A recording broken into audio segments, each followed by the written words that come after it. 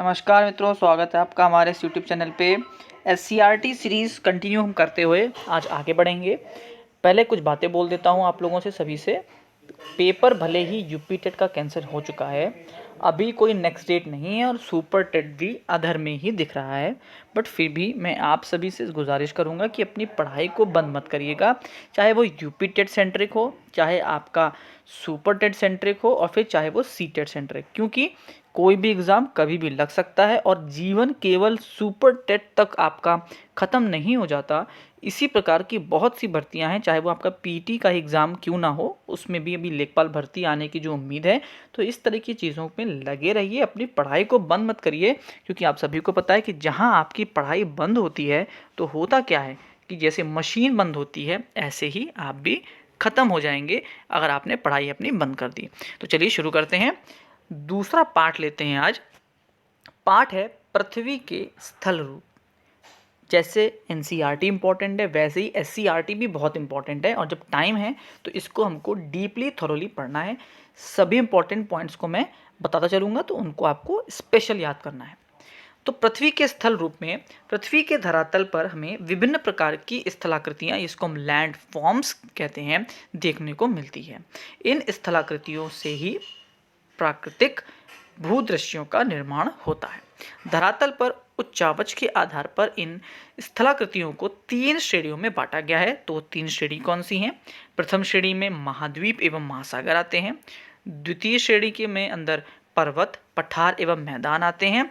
वहीं तीसरी श्रेणी में टीले, नदी घाटियाँ एवं डेल्टा आती हैं। तो आपको याद रखना है पहले तो कि धरातल पर उच्चावच के आधार पर इन्हें 3 श्रेणियों में बांटा गया, और वो तीनों श्रेणियाँ क्या हैं ये आपको यहाँ पर बता दिया गया है। एक स्थलाकृति या फिर जिसको हम टोपोग्राफी कहते हैं, तो इसको भी जान लेते हैं। पृथ्वी की सतह के आकार एवं आकृतियों को स्थलाकृति कहते हैं, और उच्चावच को हम अंग्रेजी में रिलीफ कहते हैं। धरातल की ऊंचाई नीचाई से बनने वाले प्रतिरूप को हम उच्चावच कहते हैं। हिंदी मीडियम और इंग्लिश मीडियम दोनों के लिए है।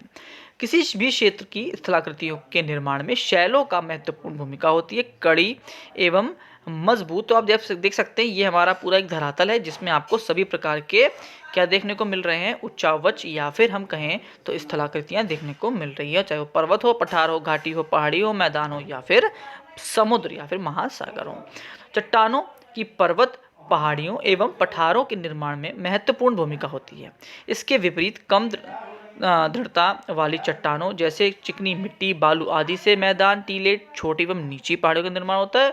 निर्माण के आधार पर स्थलाकृतियों के 3 प्रमुख प्रकार होते हैं। तो अब आपने देखा उच्चावच के आधार पर, देखिए अब हम देखने वाले हैं किसके आधार पर? स्थलाकृतियों के 3 मुख्य प्रकार हैं निर्माण के आधार पर, तो पर्वत, पठार एवं मैदान।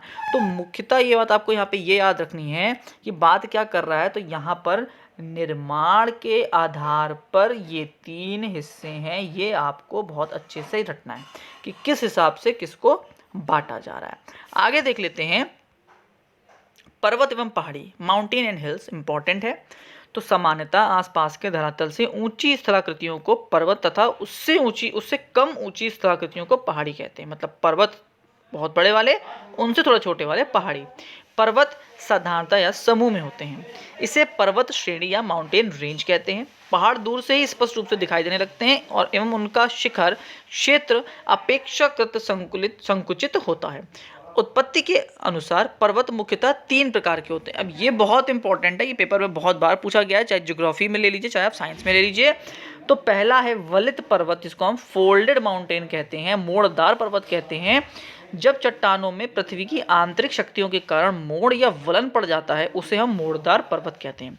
वर्तमान युग में सभी पर्वत, जो बड़े पर्वत मोड़दार या वलित पर्वत हैं, ये लगभग सभी महाद्वीपों में पाए जाते हैं। तो ये आपको इंपॉर्टेंट है। क्या होते हैं तो इंपॉर्टेंट नहीं है, क्योंकि पेपर में लिखने के लिए नहीं आएगा, बट कौन कौन सी पर्वत श्रृंखलाएं ऐसी हैं जो कि फोल्डेड माउंटेन है या वलित पर्वत है या मोड़दार पर्वत हैं, तो ये याद रखना है। Himalaya, Alborz, Alps, Atlas, Drakensberg, Rockies, Andes, Great Dividing Range, ये सभी फोल्डेड माउंटेन या फिर वलित पर्वत हैं। बहुत महत्वपूर्ण है, रट लीजिएगा।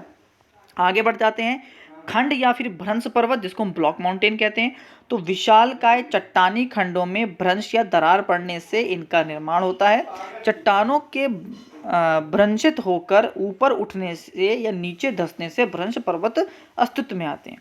भ्रंश पर्वत के निकट बनी घाटी भ्रंश घाटी कहलाती है। वे महत्वपूर्ण है। भारत में नर्मदा नदी, विंध्य एवं सतपुड़ा पर्वत के मध्य भ्रंश घाटी में बहती हैं। बहुत इंपॉर्टेंट है कि ये भ्रंश घाटियों से बहती नदी नर्मदा, विंध्य और सतपुड़ा पर्वतों से बहुत इंपॉर्टेंट है।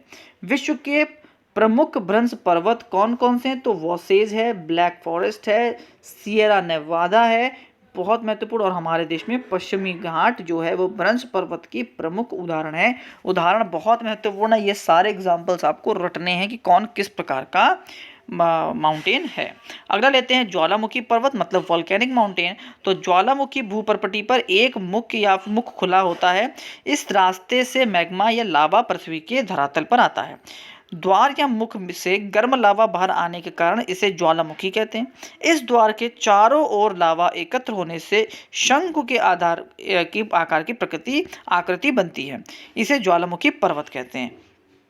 विश्व के कुछ प्रमुख ज्वालामुखी पर्वत बहुत important: Mauna Loa, Chimborazo, Krakatoa, Vesuvius, पिलियन आदि हैं। अपने शिक्षक की सहायता से आपको जानकारी लेनी है। और भारत का एकमात्र सक्रिय ज्वालामुखी अंडमान निकोबार द्वीप समूह के बैरन द्वीप पर है। बहुत महत्वपूर्ण, रट के बैठिएगा ये। तो आपने सभी प्रकार के पर्वत और उनके मुख्य उदाहरण देख लिए हैं, रट के ही जाइएगा। इसके बिना जाएंगे तो बहुत दिक्कत होने वाली है। अब हमने पढ़ा था कि पठार और मैदान है, तो प्लेट्यूज देख लेते हैं। तो पृथ्वी पर अपेक्षाकृत ऊंचे एवं चौरस स्थल रूप पठार कहलाते हैं। ये पर्वतों की अपेक्षा में कम ऊंचे होते हैं, परंतु इनका शिखर छोटे छोटे उच्चावच को छोड़कर समतल एवं सपाट होता है। पठार के किनारे खड़े ढाल वाले होते हैं। अफ्रीका महाद्वीप का अधिकांश भाग पठार है। भारत का प्रायद्वीपीय भाग पठार का मुख्य उदाहरण है। विश्व के कुछ अन्य प्रमुख पठारों के मानचित्र पर अवलोकन करना। कौन कौन से हैं? तो पठार कौन कौन से हैं आप देखते जाएंगे। साइबेरिया का पठार, ये साइबेरिया लिखा है। पश्चिम ऑस्ट्रेलिया का पठार, ब्राजील का पठार, कोलंबिया का पठार और कनाडा शील्ड आदि। मैदान की बात करते हैं तो प्रायः भूपटल पर समतल किंतु निचले स्थल रूपों को मैदान कहते हैं। इनका ढाल मंद होता है तथा छोटे छोटे उच्चावत को छोड़कर ये समतल एवं सपाट होते हैं। उत्तर भारत का मैदान विश्व के प्रमुख मैदानों में से एक है। और विश्व के प्रमुख जो मैदान है वो यूरोप का मैदान, साइबेरिया का मैदान, हंगांगो का मैदान, उत्तरी अमेरिका का मैदान और मध्य एशिया का मैदान। तो यहाँ पर ख़त्म होता है ये पार्ट। बहुत इंपॉर्टेंट है, इसके एग्जाम्पल आपको रट के ही बैठने हैं। ये सबसे इंपॉर्टेंट जो है वो यहाँ पर ये माउंटेन रेंजेस जो थी किस प्रकार के थे, किसमें कौन सा होता है, ये क्वेश्चन आपको हमेशा कम्पिटिटिव एग्जाम्स में देखने के लिए मिलेगा और वो यहीं से जाता है। तो ये जो मुख्य हैं ये रट के ही जाइएगा, और जितनी याद कर सकते हैं कर लीजिएगा, लेकिन इनको तो ज़रूर रट के ही जाना है, ये मस्ट हैं। आई होप आपको कंटेंट पसंद आया होगा। इसी तरीके से पूरी एससीईआरटी ख़त्म करवा दूंगा कुछ दिनों में देखते देखते। बस आप लोग अपना प्यार दीजिए। आप लोग सब्सक्राइब नहीं कर रहे हैं, व्यूज़ नहीं आते हैं, तो फिर काम करने में मन कम लगता है। लास्ट तक आपने वीडियो देखी उसके लिए बहुत बहुत धन्यवाद। आपका दिन मंगलमय हो।